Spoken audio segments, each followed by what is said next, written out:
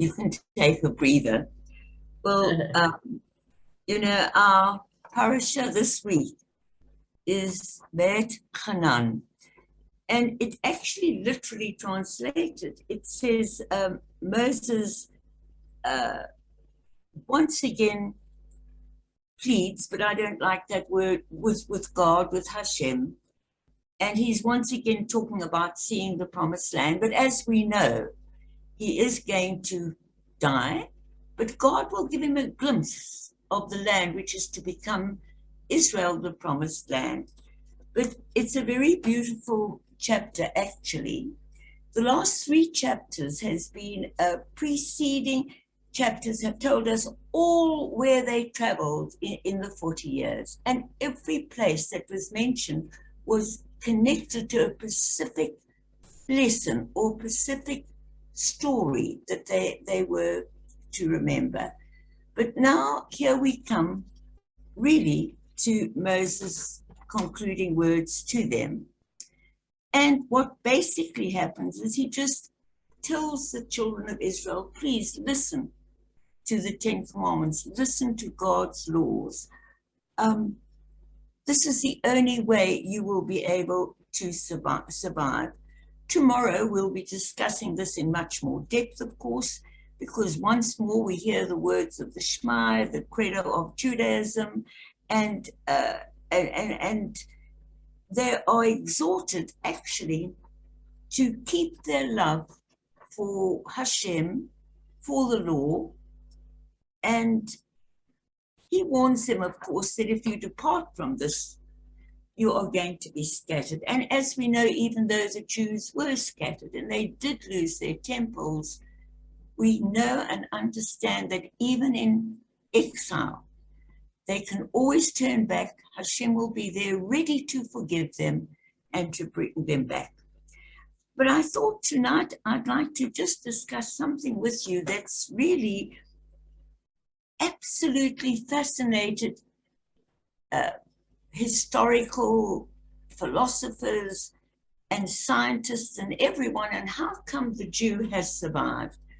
And I thought I'd just share with you something from Mark Twain, who wrote concerning the Jews in Harper's Magazine. Hilda, this will interest you. In 1898, Mark Twain wanted to know, what is the secret of the Jews' immortality? And it says, if the statistics are right, the Jews constitute but 1% of the human race. And this is his words, it suggests a nebulous dim puff of a star dust lost in the blaze of the Milky Way. Properly, the Jew ought hardly to be heard of, but he is heard of. He's always been heard of. He or she is as prominent on the planet as any other people. And his importance to commerce, to every endeavor, is out of proportion totally. His contribution to the world's list of great names in literature, science, art, music, finance, medicine, and he talks about abstruse learning, are also way out of proportion to the weakness of his numbers. However, the Jew has made a marvelous fight in the world in all ages, and literally has done it with his hands tied behind him. He could be vain of himself and could be excused for it. The Egyptian, the Babylonian, and the Persian rose filled the planet with sound and splendor, then faded to dream stuff and passed away. The great Greek and Romans followed, made a vast noise, and they are gone. Other people have sprung up and held their torch high, but it burned out, and they may sit in the twilight now or have vanished. The Jewish people saw them all, and is now what they always were, exhibiting no decadence, we hope, no infirmness of age, talking about the nation, not individuals, no weakening of his parts, no slowing of his energies, no dulling of his alert, aggressive mind. All things are mortal but the Jew, all forces pass but he remains. Now that was from Mark Twain. So, and I've already mentioned in the parasha, Moses tells the Jewish people that they will be scattered. And even if they are and they become terribly small in number, they can still always find redemption or return. Historically, a scattered nation always assimilates into the surrounding nations. But the Jewish people are unique. Even when scattered, they've insisted, often at their own peril, that they will retain their national, religious, and cultural identity. Furthermore, nations do not remain small in number. Either they grow or they disappear. This, however, is not even true for the Jewish people, who for long periods have survived, but tragically, due to the Holocaust and many other reasons, we still remain remarkably small in number compared to the rest of the world. I think perhaps today, what is it, 1%? But let us try and understand, and this is what Leo Tolstoy said, what kind of peculiar creature the Jew is, which all the rulers and nations together and separately abused, molested, oppressed, persecuted, trampled, butchered, burned, and hanged. And in spite of all of this, is yet alive. Such a nation cannot be destroyed. The Jew is as everlasting as eternity itself. Leo Tolstoy, What is a Jew? 1891. So, what really keeps this? Moses continues to explain in this parasha what such a future amongst the nations will be like. And from there you will seek God, your Lord. If you search for him with all your heart and all your soul, you will eventually find him. 3,500 years ago, Moses tells the Jewish people, and I believe this is the key, that they will search for God. They may not even believe in God. And this is what people cannot understand.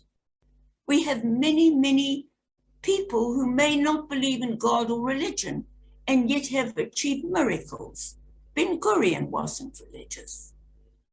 Theodor Herzl, the father of modern Zionism, wasn't religion. But listen to what this says. 3,500 years ago, Moses tells the people they will never stop searching for God. They may not believe in him, but they will search for him.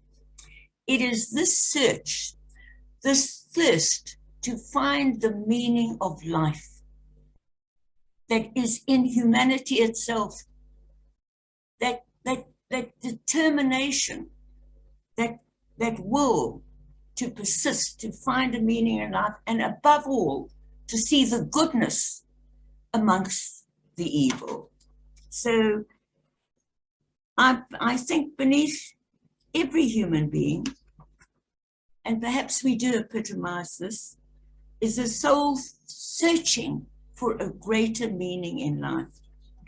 And the minute you search for a greater meaning, you cannot help but wonder at the order of the universe, how everything stays in its place, how there's a sunset, and how there's then the next morning the sun rises, how a tree grows towards the light. And I think it's this thirst for knowledge.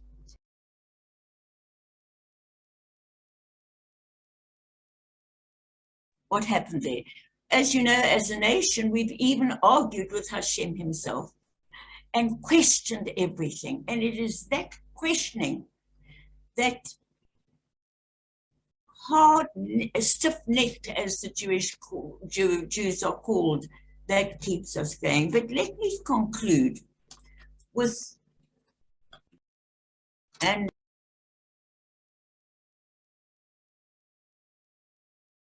sound is gone. You muted yourself again. I didn't touch it, Jacob. I'm not anywhere. I didn't even touch it. I don't know why that happens. I'm not touching the keyboard. So if it happens, do you think there's someone out there who doesn't want to hear me, Hilda? Okay, let me conclude quickly. So what I'd like to share with you as well. Only moments that it disappeared. Only moments. Okay, I'd like to share with you a couple of almost wonderful institutions or wonderful concepts that have come out of our tradition. For example, this past week, on the same day, am I right, Jacob? No, not as woman, yeah, as Women's Day, there is another day I'm going to mention. But as we know, we've just passed Tisha B'Av, where we cried and mourned the destruction of our temple. That was on the 9th of this month. On the 15th of this month is another holiday. It is not celebrated very much outside Israel or America, but it's a very funny thing. It goes back to an ancient tradition where on this particular day, the maidens all came out and they borrowed beautiful white dresses. Some couldn't afford them, and you'll be hearing about that. And they danced. And the young men came out and matchmaking occurred. So that is something that happened on the 15th. And Jacob has found a short little film on this to explain the spiritual aspect. It is still kept up in Israel, but it's become known as Valentine's Day. It's taken on a modern look, and you give people you love a little gift. The matchmaking side may be still kept up by the Orthodox, but last night, you'll be amused to hear, I was attending a JNF function on water, and the two young guys are on the committee there, are both Orthodox, and they joked afterwards and said, "We've got to rush off." And we said, "What?" They said, "Oh, no. We're going to a party now to find ourselves wives because it's too, it's this magic time." So it's not really practiced today, but it's taken a modern form. And the real meaning of that, again, everything in Judaism has a meaning of supporting, which you'll see in this lovely film that we will conclude our Kabbalat Shabbat with. But I found something else. You're not going to believe this. That's August the 8th, which was Women's Day, and we heard about that beautifully from Marion last week, is also the day of the cat. How is that? And cats have played an amazing part in ancient times. Yay! Yeah, just listen to this. So, Judaism had a lot to say about cats, particularly from ancient times to today. In celebration of International Cat Day, August the 8th, here are some 8 Jewish facts about cats that you probably didn't know. First of all, cats were worshipped, by the way, in ancient Egypt. And and even one of their gods was in the form of a cat. So it was an integral part of Egyptian polytheistic worship. And Egyptians even wore amulets with cats for good luck. But where did the Jews go from there? The Talmud notes that dreaming about a cat can be a sign of change. In some contexts, it denotes a happy change, in others, not so good. But we had to learn modesty from a cat. Every cat owner knows how neat and fastidious our feline friends Cats don't have owners, they have slaves. Let me finish. Their neat qualities, Marion, are recognized by the great sage Rabbi Yohanan, who noted that we can learn many good traits from animals. Now, this is a continuous theme in Torah, and also in the great sages' discussions that we can learn from nature, and particularly we can learn from animals. So, and this what this great sage said, even if the Torah had not been given, we would nonetheless have learned modesty from a cat. Something to think about when you see your cat obsessively clean himself. He does all his cleaning himself. He even sometimes cleans his tray. Now, but Judaism insists on one thing for all pets, Marion: cat, dog, lizard, I don't mind what your pet is. It is a huge responsibility, and Judaism actually talks about this. King Solomon said, to be the wisest of all men, declared that a righteous person considers the life of his animals, from Proverbs. According to Jewish law, before buying a pet, we must first make sure we can afford to care for the animal's needs for food, shelter, and medical care. If you can't, then don't acquire it. That is in the Jerusalem Talmud. Jewish law states that you must feed your pet before yourself. I'm sure everyone listening knew that. That's from the Talmud, Brachot 40a. Rabbi Moshe Feinstein, 1895 to 1986, advised us to develop an extra sensitivity when it comes to our pets, and suggested that we do not so much as take a bite of food before making sure they are fed. I just love this. But perhaps there's one other fact that they talk about, that there's something I like very much, but there's other fact. Cats have inspired the sages of Judaism as examples of God's nature. They are fierce hunters. Listen to this, we must find this. King David penned the Perek Shirah, the Song of the Universe, which celebrates the beauty of all of Earth's inhabitants. According to this beautiful poem, each creation is part of a vast, majestic pattern of the divine. When it comes to cats, King David singled them out for their magnificent hunting abilities. A cat in his song sings, I pursued my foes and overtook them and did not return until they were destroyed. In Psalms, it is a stirring image using the instantly recognizable character of a cat stalking its prey to inspire us humans to bravery in battle. But what is most important, and I shall conclude on this, is cats stimulate our human need to love. According to Rabbi Eliyahu Dessler, 1892 to 1953 modern, many of us think about love in the wrong way. Love does not lead to giving. It's the other way around. It's exactly the opposite. Giving, we learn to love. Rabbi Dessler used the example of parents giving to children. The love of a parent to his child is greater than a love for a parent, because the parents give to them constantly, taking care of them, feeding them, clothing them, etc. I can say exactly the same for our fur children. The Hebrew word for love, ahava, hints at this, because the root of ahava is hav, meaning to give.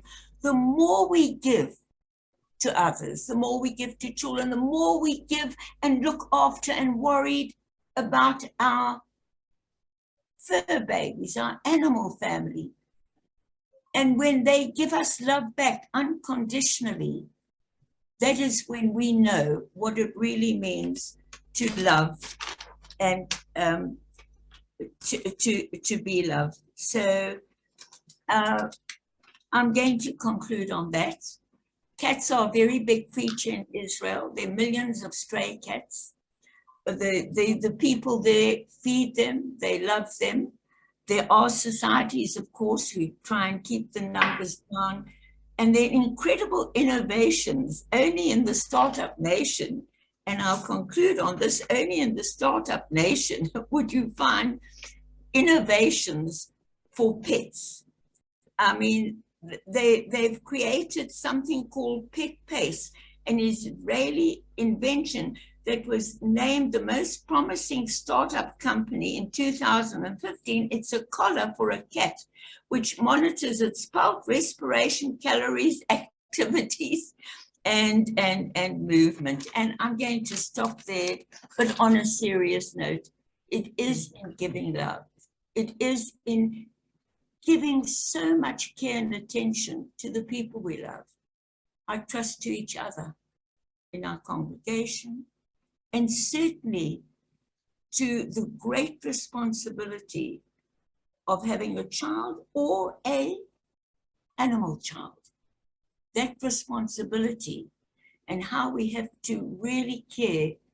And when we get that love back, it is just the most divine, supreme moment. And we know that Hashem is with us. Shabbat Shalom.